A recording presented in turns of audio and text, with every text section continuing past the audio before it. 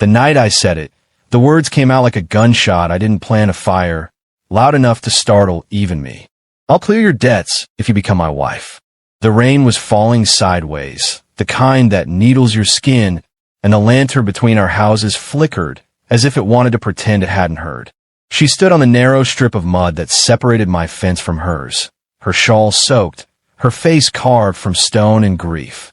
I had watched creditors circle her home for weeks like vultures that had learned the taste of patience.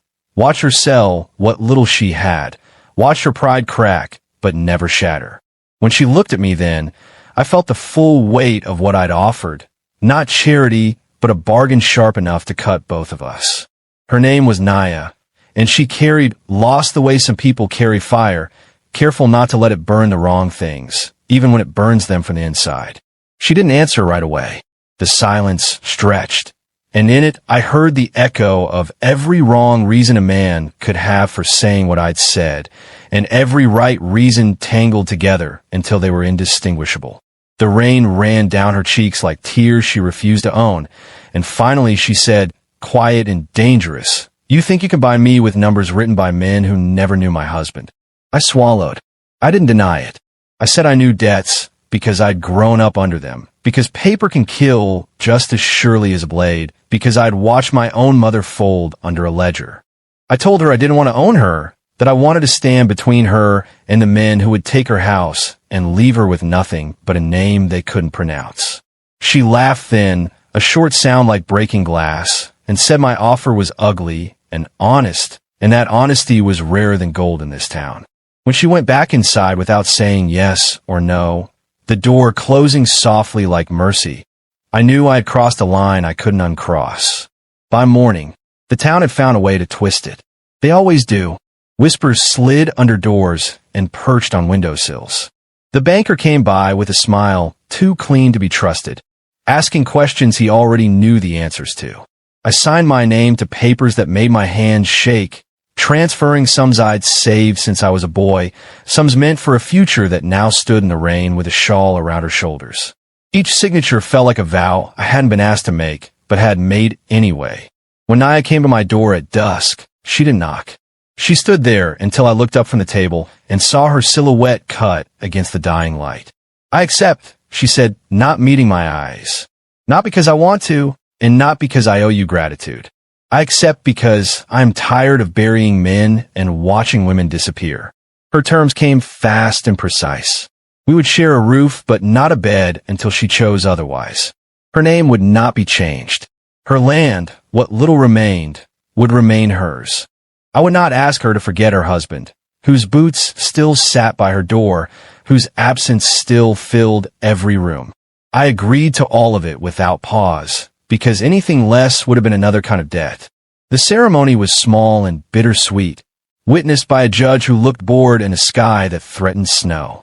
When she took my hand, it was steady, but I felt the tremor beneath, the quake that follows loss long after the earth looks still. That night, we ate in silence, two strangers bound by ink and necessity, the space between us crowded with everything we did not say. I slept on the floor, staring at the ceiling, listening to her breathe through the wall, wondering which of us had made the worst bargain. Days turned into weeks, and the shock of it didn't fade, so much as settle, like dust that coats everything no matter how often you clean. The creditors stopped coming. The town found a new story to chew on. Naya worked from dawn to dusk, her hands never idle, weaving and mending and selling what she made with a grace that made people pay more than they intended. I learned the sound of her footsteps, the way she paused before speaking as if measuring words by weight. Sometimes I caught her looking at the place where my money had cut into her life, and the look hurt worse than anger. I wanted to tell her I hadn't done it to own her, that I had done it because I couldn't stand to watch another good person be erased by numbers. But explanations are cheap when compared to patience. One evening, a man came to our door with a bottle and a grin, congratulating me on my cleverness. I felt something cold settle in my chest. Before I could speak, Naya stepped forward, her voice calm as deep water, and told him to leave. When he laughed, she didn't raise her voice. She raised her eyes, and something in them made him go pale. After he left, she stood there shaking, And for the first time, she let herself cry, the sound muffled and fierce. I didn't touch her. I sat on the floor and let her tears soak into my sleeve where they fell, a quiet offering of presence without demand. That night, when she slept, I dreamed of ledgers turning into graves, of vows written in rain. The second winter came hard, and with it a truth I could no longer pretend I didn't feel. Living with her had become a slow, dangerous comfort. The way she hummed when she worked, the way she stood her ground without raising her voice, the way grief had sharpened her compassion instead of dulling it. I loved her, and loving her felt like another debt I hadn't asked to owe. I feared it would cheapen what she had already paid. Then the letter came, a thin thing that weighed more than it should have. The banker had found a clause, a cruel little trap that threatened to undo everything. If I couldn't produce more money by the end of the month, the house would be seized. Not hers, but mine, and with it the shield I had tried to raise. When I told her, she listened without interruption, then surprised me by laughing, long and low.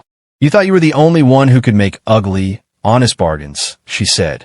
She sold the last of her jewelry, pieces that had survived wars and funerals, and brought me the money without ceremony. I refused. She insisted. We stood there, stubborn mirrored and stubborn, until finally we both broke, laughing and crying at once. And in that breaking, something shifted. That night, she crossed the space between our rooms without knocking. She didn't come to be saved. She came to choose. When she touched my face, it was with a certainty that burned away my fear. And when she said my name, it sounded like forgiveness I hadn't known I needed. We made love slow and careful. Two people learning how to hold without owning, how to promise without erasing the past.